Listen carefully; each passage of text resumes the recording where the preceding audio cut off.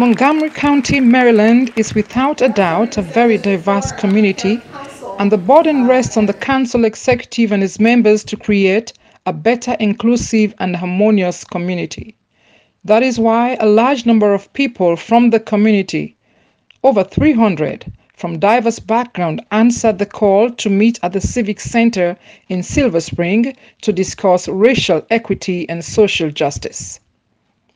Opening the meeting was Nancy Navarro, who is the president of the council. In her remarks, Nancy said this was an effort to continue a resolution that was earlier adopted by the last executive council to work on racial equity and social justice, a mere follow-up to push the policy forward. President Navarro said their efforts was not isolated, but they are working in partnerships with the Institute of Racial Equity and also collaborating with some universities and interested groups in the county to hold this first community event on this topic.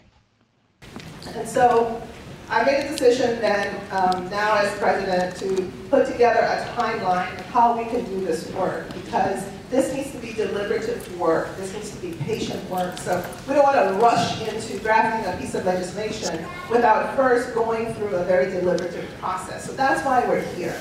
And we kicked off 2019 with a 2-day retreat where the entire leadership of Montgomery County spent 2 days at Brookside Gardens with the Institute of Racial Equity to go through some of these very important historical facts, as well as understanding the root causes that have led to many of the disparities that we see today.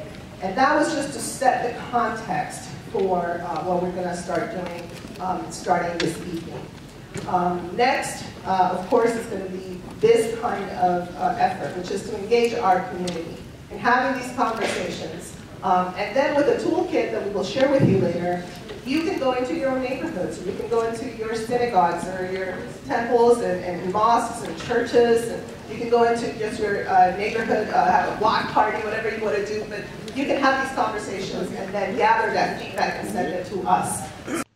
It was clear, as we heard from Marc, who is the current county executive, that the purpose of engaging the community is to hear their voices and include their opinions in the structural framework which is being put in place.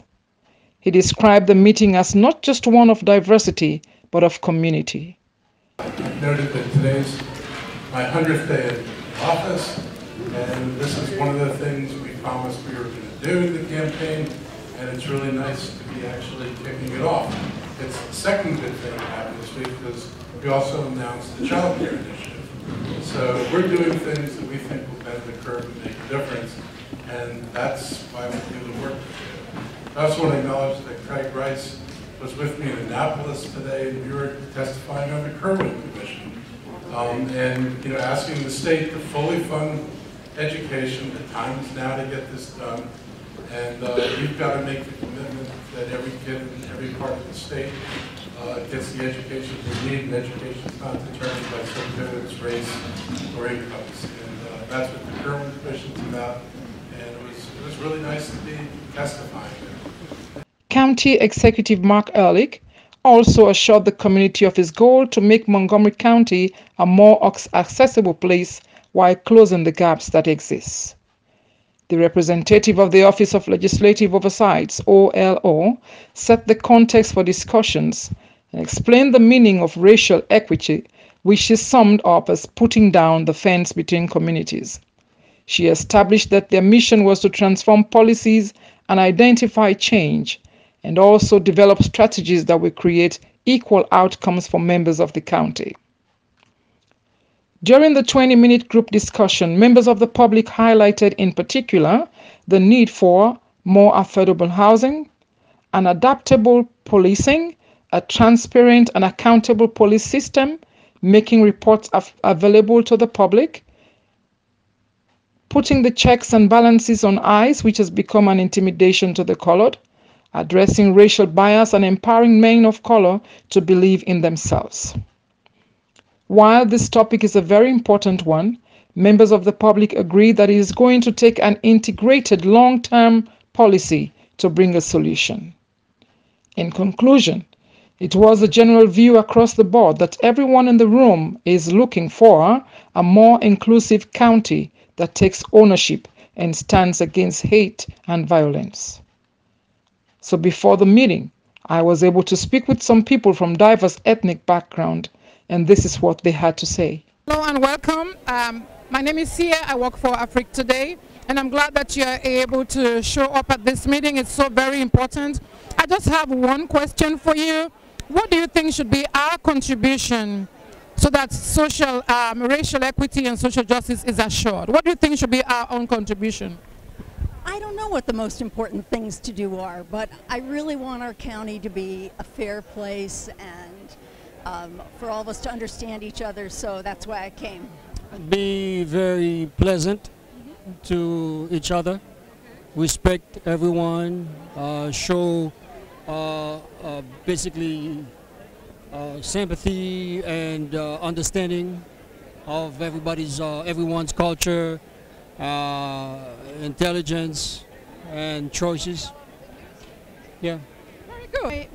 We're from AfriqueToday TV, and I was asking everybody this one question because I'm sure that we all come from a different place. What would be our personal contribution?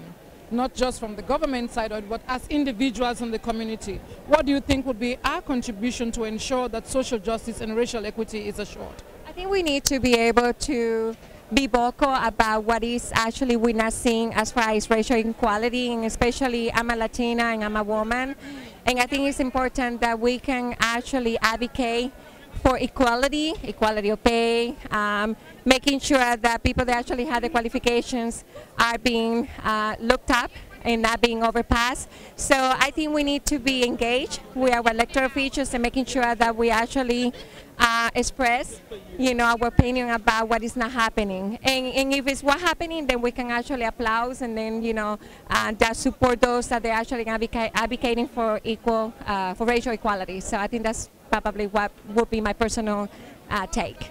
Our role is to be here in every other forum like this to find a common dialogue, find that bond.